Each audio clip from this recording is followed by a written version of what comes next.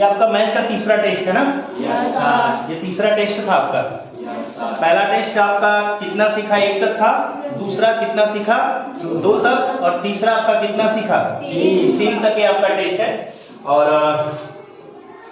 आइए इसका सॉल्यूशन देख लेते हैं। हाईएस्ट इसमें 10 में 10 आपका आया था ना? आपका कितना था? 10 में 7। आपका 10 में 6। आपका 10 में 4। चलिए अच्छा ठीक है। बकिया लोग जो लोगों का कम नंबर है ना, ध्यान से देखिए आप लोग, और जो आपका गलत हुआ है घर पे जाके दोबारा इसको लगाएंगे। दोबारा एक बार लगा के देखेंगे क्या आप गलत कर रहे थे, फिर आगे से ऐसी गलती ना हो ना। 20 तारीख के बाद आपका पेपर होने वाला, अगर उसमें ये सवाल आए तो आप बिल्कुल सही सही लगा पाए। ठीक है, हाँ ध्यान दीजिएगा, इतनी मिटा दिया है। ठीक, चलिए पहला क्वेश्चन देखते हैं। यहाँ पे पहला क्वेश्चन आपका है 5 बैग का मूल्य 475 रुपया है, तो ऐसी ही 8 बैग का मूल्य ज्ञात करो। ठीक है, बोल रहा है कि 5 बैग है। कितने बैग? 5 बैग का मूल्य आपको बता रहा है कितना है आपका 475 रुपया। ऐकिक नियम के सवाल है ना। 5 बैग का मूल्य कितना है 475 रुपया। ध्यान दीजिएगा, ये 5 बैग है। जब भी कभी आपको कुछ चीजों का दाम दे दे, जैसे कोई कह दे 2 कलम का दाम 10 रुपया है, 2 कलम का दाम 10 रुपया, तो बताओ 3 कलम का दाम कितना होगा? हाँ फटाक दे बता दिया, क्योंकि आपने क्या किया, देखा कि 2 कलम 10 रुपया में मिल रहा है, तो 1 कलम कितने का मिला होगा? 5 का। 2 से भाग दे दिया 10 में आपने। ठीक वही काम आपको करना है कि 5 बैग का मूल्य दिया है कितना आपको 475। तो आप पता करिए कि पहले 1 बैग का मूल्य क्या है। जैसे वहां पे आपने 2 कलम का मूल्य कितना दिया था 10, तो 1 कलम का मूल्य पता किया कि 5 रुपया। जब 1 कलम का दाम पता चल गया तो आपको पूछा 3 कलम, तो आपने क्या किया 3 से गुणा कर दिया 5 में, 3 बचे। ठीक वही बात है कि 5 बैग का मूल्य 475 रुपया है, तो हम 1 बैग का मूल्य निकालें। कितने बैग का? 1 बैग का मूल्य। अगर 1 बैग का मूल्य निकालेंगे तो जाहिर सी बात है कम आएगा ना। 5 बैग का मूल्य ज्यादा होगा, 1 बैग का मूल्य कम। जब कम की बात है तो हम भाग देते हैं। क्या करते हैं? तो 5 से हम भाग दे देंगे किसमें 400। चलिए 5 से काटते हैं, 47 है यहाँ पे ना, तो 5 9 2 बचेगा। अब बगल में 5 उतारेंगे कितना होगा 5 बचे। यहाँ पे आंसर पा जाएंगे आप कितना 95 रुपया। 1 बैग का दाम कितना? लेकिन 1 बैग का नहीं पूछा है, पूछा कितने का 8 बैग। तो इसलिए आप निकालेंगे 8 बैग का दाम, इसलिए 8 बैग का दाम ना, 8 बैग का दाम हो जाएगा, या 8 बैग का मूल्य आपका हो जाएगा 95 गुणते कितना 8। ऐसे कर लेंगे आप। 8 बचे 40 को हासिल, 8 9 72 में 4 जोड़ेंगे तो आ जाएगा 760 रुपया। कितना? 8 बैग का दाम कितना हो जाएगा 760 रुपया। बहुत बढ़िया, इसको जरा नोट करिए। तो मैं दूसरा क्वेश्चन बताऊं।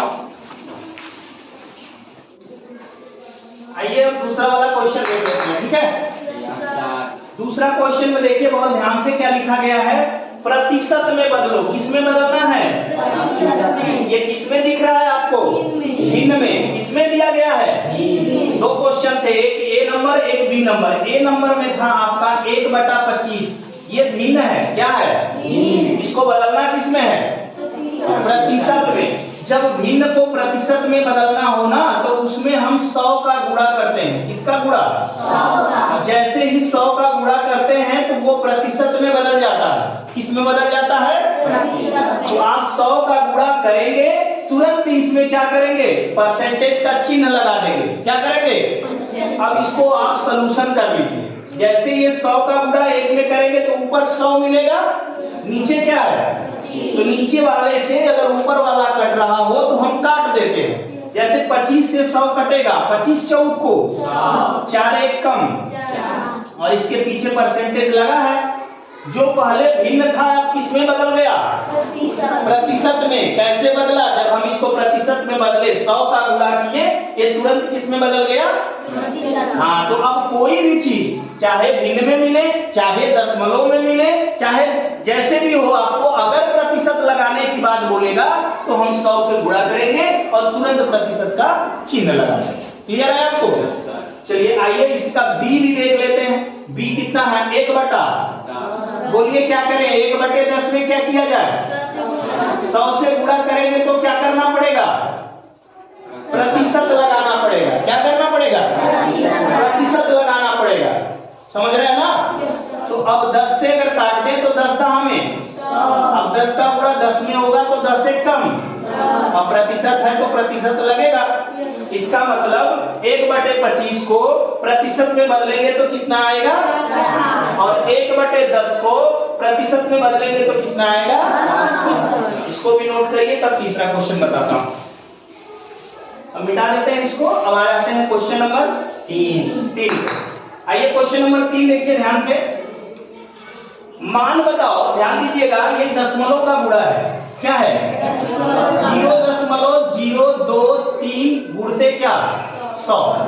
ये दशमलव का गुणा है। जब भी दशमलव का गुणा मिले ना, मैं बार बार कहता हूं, दशमलव का गुणा मिले तो उसमें दशमलव को पैर की जूती समझा करिए। क्या? पैर की जूती। आप तो जूती पहनते नहीं हो यार, जूता पहनते हो ना, तो आप जूता समझना। लड़कियां क्या समझेंगी? जूती। क्यों? क्योंकि आप पूरा जब कपड़ा पहन लेते हो, अब घर से निकलने की बारी आती है तभी ना जूती जूता पहनते हो। पहले तो जूती जूता पहन के पैंट शर्ट नहीं ना पहनते। ठीक वही बात है कि जब आप गुणा कर लो ना, तब उसके बाद दशमलव के बारे में सोचो। ठीक है, तो पहले गुणा करो। गुणा हमको कितना से करना है? 100 से। अंक देखो, दशमलव को छोड़ो, कितना दिख रहा है? 23। कितना दिख रहा है? 23। तो जब इस टाइप का गुणा हो कि 1 के आगे 0 रख के गुणा हो, तो वैसे में केवल अंक का गुणा करते हैं, 0 बाद में बढ़ा दिया करते हैं। समझ में आ रहा है? तो यहाँ पे 100 नहीं, 1 देखो, 1 का गुणा 23 में करोगे क्या होगा? 23 और 2 0 चिपकाना पड़ेगा तो ये 2300 हो जाएगा। लेकिन ध्यान दो, अब गुणा हो चुका है। अब मुझे ध्यान देना है कि मेरा जो दशमलव लगा था वो कितने अंक पे लगा था? 1 2 3 अंक के बाद। तो आप भी लगाओ, 1 2 3 अंक के बाद लगा दोगे तो ये आंसर क्या आएगा? बोलो। 2.300 बोलो, चाहे मत बोलो। ठीक है, 2.3 भी बोल सकते हो, 2.300 बोल सकते हो। आ जाओ बी वाला। ठीक ऐसा ही बी दिख रहा है। 1.541 गुणते कितना? 1 के आगे 3 शून्य। फिर मैंने बोला दशमलव को समझो पैर की जूती और 1 से गुणा कर दो, इसमें यही आएगा। 1 का गुणा किसी में करते हैं क्या आता है? वही आता है। 1 का गुणा 5 में करो 5, चाहे 1 का गुणा 500 में करो तो 500 आएगा, है ना? तो मैं 1 का गुणा इतना में कर दिया, यही आ गया। अब दशमलव का मैं कोई ध्यान अभी नहीं दे रहा हूं ना। अब ये 3 0 थे, मैं 3 0 चिपका दे रहा हूं। चिपका दिया। अब क्या करना है मुझे? दशमलव लगाना। 1 2 1 2 3 1 2 3 अंक में दशमलव लगा दिया, तो ये आपका आंसर आ गया 1541.00। ये 0.00 लिखो या चाहे मत लिखो। इसको भी नोट करो। क्वेश्चन नंबर 4 बताते हैं। चलिए इसको भी मिटा देते हैं। अब आ जाते हैं क्वेश्चन नंबर 4। ध्यान दीजिएगा, क्वेश्चन नंबर 4। निम्नलिखित दशमलव संख्याओं को भिन्न में बदलिए। बहुत आसान होता है, आपको डर लगता है, लेकिन ये बहुत आसान होता है। देखिए, इसको किसमें बदलना है आपको? भिन्न में। ये दशमलव में है, किसमें बदलना है? अभी थोड़ी देर पहले भिन्न में था, इसको प्रतिशत में बदलना था। अब ये दशमलव में है, इसको भिन्न में बदलना। तो करना कुछ नहीं, ध्यान से देखिए। दशमलव को भूल जाइए, जो नंबर है उस नंबर को लिख लीजिए। अभी आपकी याददाश्त ठीक ठाक होगी। तो दशमलव इसमें कहाँ लगा था? 2 के पहले, यही लगा था। तो जहां पे दशमलव था उसी के ठीक नीचे क्या लिखेंगे? और इसके बाद जितने अंक हैं उतने क्या बढ़ा लो। समझ में आया? अगर कुछ नहीं समझ में आ गया तो इतना तो समझ में आ रहा होगा। नहीं तो बकिया आपको क्या करना होता है? दूसरा तरीका मैं बता रहा हूं। जैसे यहाँ पे 0.2 दिया है, अब चूंकि दशमलव को हटाना है मुझे, अब नीचे इसके कुछ नहीं है तो क्या होगा? अब मुझे इसमें कितना से गुणा करूं, मतलब 1 के आगे शून्य कितना रख के गुणा करूं कि ये दशमलव हट जाए? तो 1 के आगे मैं उतना ही शून्य रखूंगा जितना अंक पर दशमलव लगा होगा। 1 अंक पे दशमलव लगा है तो 1 शून्य रख के अगर ऊपर करेंगे तो नीचे वाला झगड़ा करेगा। इसलिए नीचे भी करना पड़ेगा। हाँ, अब बात बराबर है, ऊपर कर दिया तो ये हो जाएगा 20, 10 गुना के 20 और एक अंक पे दशमलव लगा दिया और नीचे 10 से कम। देखिए यही चीज आएगी 2/10, 2/। इसको देख के टिकवा को देख के डेरा मत जाना, वो दशमलव है उसके में कोई मतलब नहीं, 2/10 ही है। अब कटेगा ये 2 एक कम 2 बच्चे, तब ये आंसर आ गया 1/5। काटना पड़ता है, अगर एक ही नंबर से ऊपर वाला और नीचे वाला दोनों कट रहे हों तो उसको क्या करते हैं, काट देते हैं। क्या करते हैं, काट देते हैं। तो 2 एक ऐसा नंबर था जिससे 2 भी कटता है और जिससे क्या करता है 10 भी कटता है। तो 2 एक कम 2, 2 बच्चे। और इसी में का एक और क्वेश्चन है, यहाँ पे 1.25। अब जैसे तुमको अच्छा लगे, ऐसे अच्छा लग रहा है तो ऐसे लगा लो, वैसे लग रहा है तो वैसे लगा लो। 125 पूरा लिखो आप, जहां पे दशमलव लगा था यहाँ पे ना, यहीं पे दशमलव ना है, 1 लिख लिया। इसके बाद कई अंक है, तो 2 जीरो चिपका दो। अब कोई पहाड़ा ढूंढो, बड़ा से बड़ा या छोटा से छोटा, जिससे कि आप इसको भी काट लो, इसको भी काट लो। 25 का पहाड़ा आता है, तो देखो 25 बच्चे 125 अब 25 चौको आ गया ये 5/4। हाँ, 5/4 कैसी भिन्न है ये, विषम भिन्न है। कैसी भिन्न है, जब अंश बड़ा हो हर छोटा हो तो वह भिन्न क्या होती है, विषम।